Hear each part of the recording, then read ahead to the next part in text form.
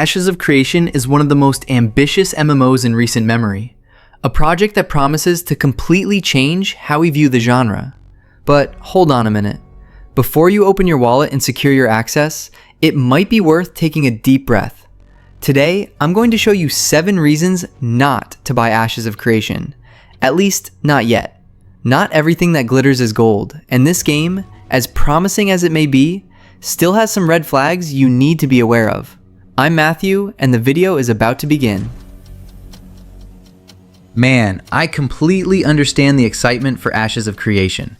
I've been following this project for years too, watching every dev update, every small evolution. It's the kind of MMO we dream of seeing succeed. The idea is overly ambitious, a dynamic world that changes with player actions, super flexible classes, and kingdom and trade systems that truly matter. It's the kind of game that promises to revolutionize the genre, and precisely because of that, it's hard not to jump headfirst the moment a chance to play appears. But the point is, the game is still in Alpha 2, and that changes everything. It might be coming to Steam in early access, but the Intrepid team itself makes it clear that it's Alpha Phase 3. In other words, it's still test ground, not a final experience. And anyone who has joined Alphas knows what it's like. You'll encounter bugs on every corner, server crashes, broken balance, and many missing systems. The feeling, instead of exploration and progression, ends up being more about debugging and feedback. And look, I know some people enjoy participating in this process, following the game's growth from the beginning. It's even beautiful to see an idea take shape.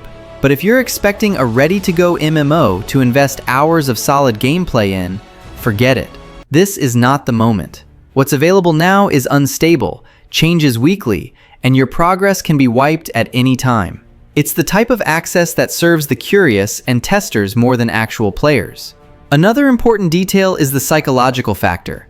If you burn out your excitement now, playing a version that is still raw, that initial magic might be gone when the game is truly ready. This happened to me with other ambitious projects I entered too early. Sometimes, the best way to enjoy a dream is by holding back the anxiety until it's truly ready to be lived. So, as tempting as Ashes of Creation might look in December, my personal advice is to wait. Let the Intrepid team shape the world of Vera first, fix the foundations, and deliver the complete vision they promised. That way, when the game is actually ready for real, we'll be able to dive into this universe head-on, without having to worry about bugs, resets, and promises still under construction.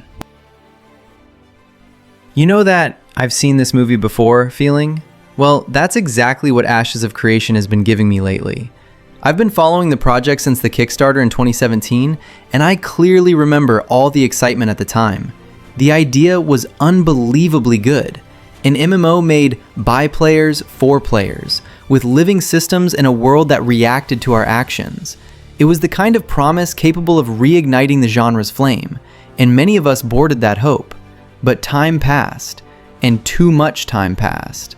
It's been 8 years since the announcement, and to this day, the game is nowhere near complete. Alpha 1 only happened in 2021, and Alpha 2 has been repeatedly delayed. What was supposed to arrive in 2023 was pushed to 2024, then to 2025, and now it has become in early access on Steam, which, if we're honest, sounds more like a way of saying, we haven't finished yet, but we need to keep the project alive. And here's the real problem. When a game promises so much and takes so long to deliver, trust begins to erode. It's not just about bugs or delays, it's about expectation. When something is sold for years as revolutionary, every new postponement cuts a little bit of the excitement and raises doubts about whether the team will actually be able to deliver everything it promised. You can feel the community's fatigue, and honestly, I'm in that boat too. Of course, it's fair to acknowledge that Ashes of Creation is a massive project, and something of this scale truly takes time.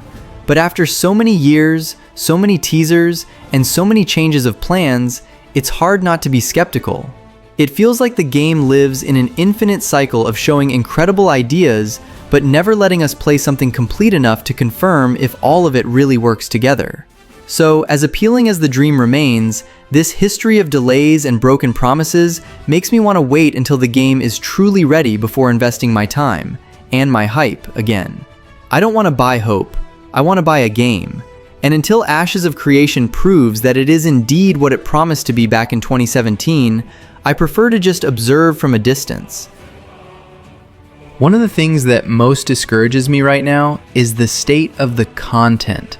There simply isn't enough game yet to keep you engaged. Map zones are huge but empty, and the combat, which should be the heart of the experience, still feels raw and repetitive. Builds are quite limited, with few races, weapons, and archetypes available, and much of the central systems, politics, economy, and even progression, are still in an experimental phase. It's the kind of scenario that reminds you all the time, you are playing a test, not a real MMO. And the problem isn't just the lack of content, it's the fact that everything you do now will be erased. Alpha 2 will have a full wipe before the final launch, and Intrepid has already warned that other wipes may happen during early access. In other words, you can invest hours, days, perhaps weeks exploring, leveling up, collecting resources, and suddenly everything disappears. It's frustrating, especially for those who are in the habit of dedicating themselves to progress and character building in MMOs. This creates a sense of disconnection.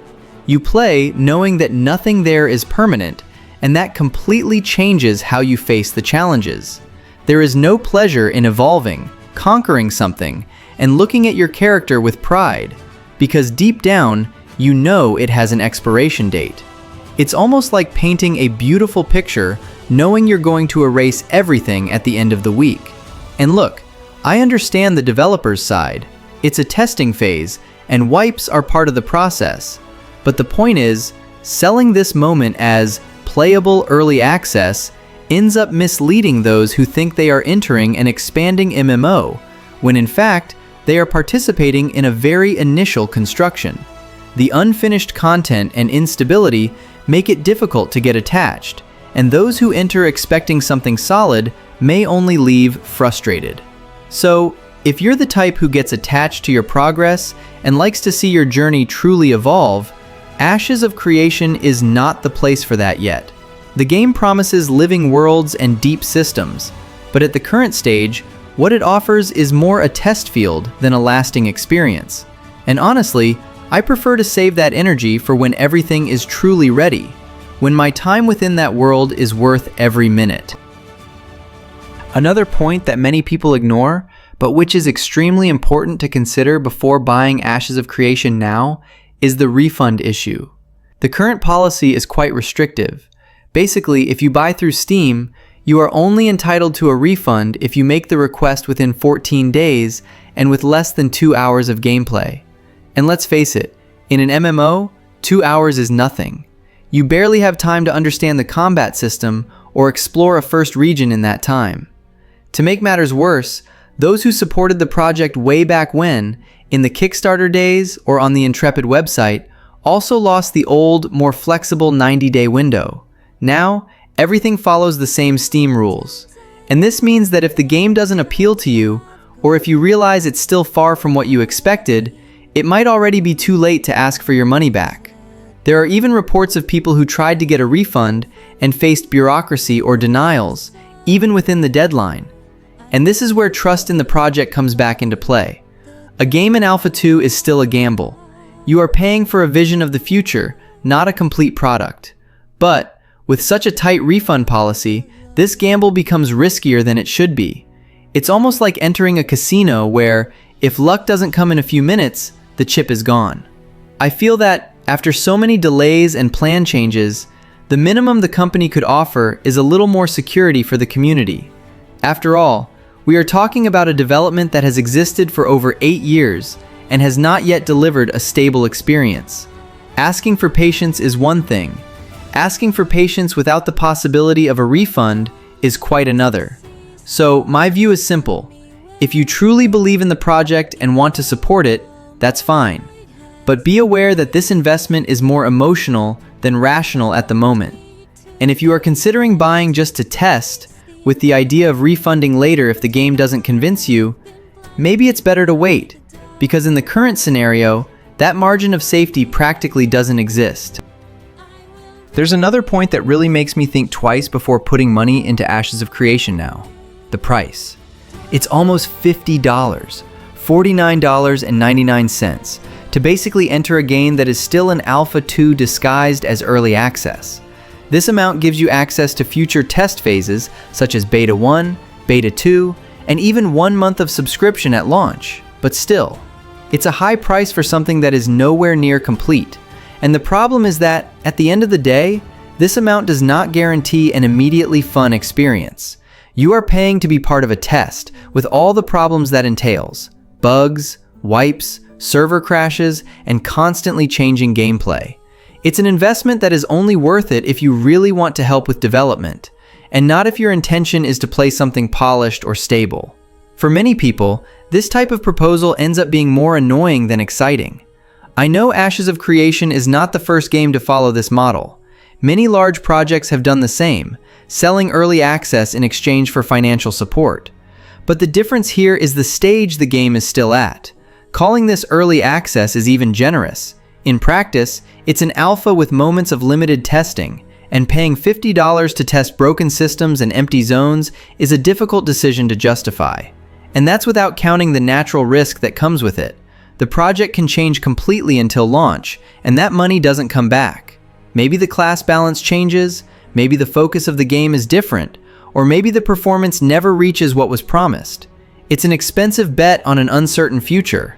And well, after so many years of development and so many postponed promises, it's understandable that many people want to think twice before risking it again. So, if you are curious to try Ashes of Creation, the best advice I can give is wait. Let the next betas arrive, observe how much the game evolves, and then decide if the investment is worth it. Because playing something in alpha for $50 and leaving frustrated is not just throwing money away. It's wasting your first impression of a project that, if all goes well, can still become something incredible down the road. One of the biggest concerns I have right now is the danger of it becoming a victim of its own hype. Putting an Alpha 2 on Steam is a risky, perhaps even dangerous move, because the platform's audience usually doesn't have patience for broken games. And the truth is, most people who click buy won't think, oh, it's a test phase. They'll think, it's a game that costs $50. And when they encounter bugs, unfinished systems, and unstable performance, the result is predictable: a shower of negative reviews. And for an MMO that depends on credibility and community, this is shooting oneself in the foot. Everyone knows how a game's reputation on Steam can dictate its future. A bad rating right off the bat drives away new players, generates distrust, and creates that image of a problematic project that is difficult to erase later. It's the kind of stigma that sticks, even if the game improves over time. And the worst part?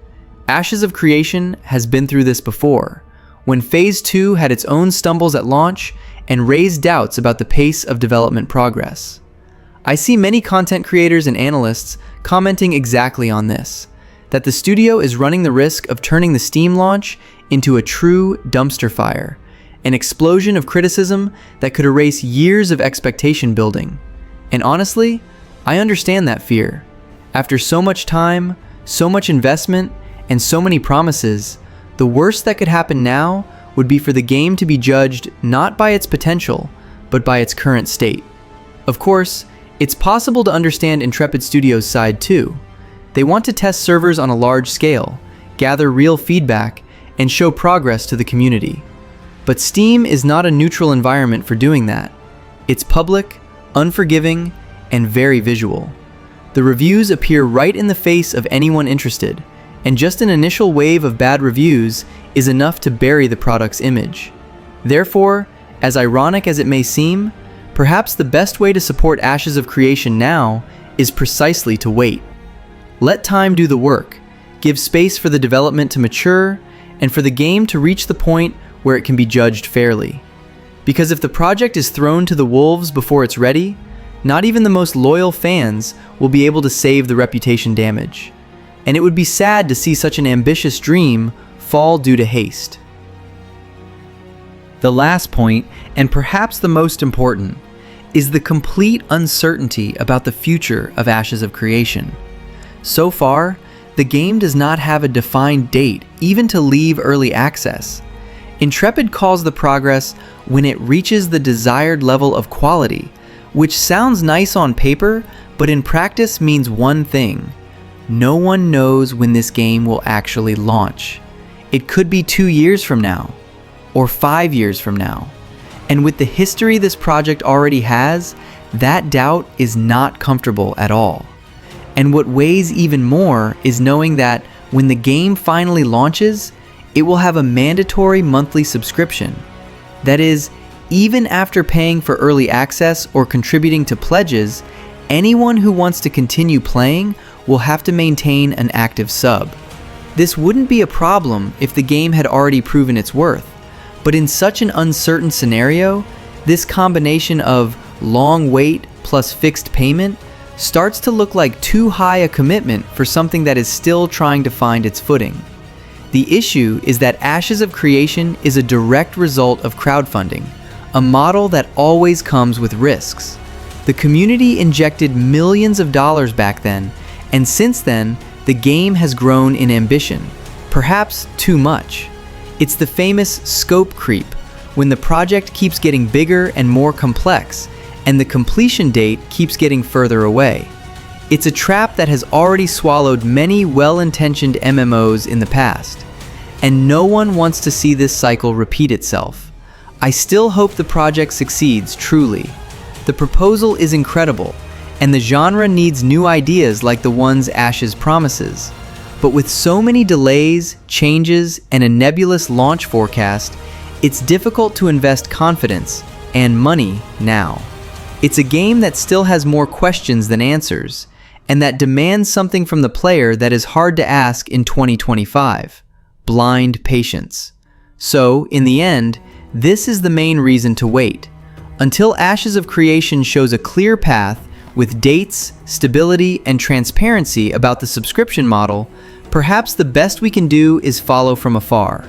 That way, when and if the game finally arrives whole, we'll dive into it head first, not as testers of hope, but as players ready to live what was promised back in 2017.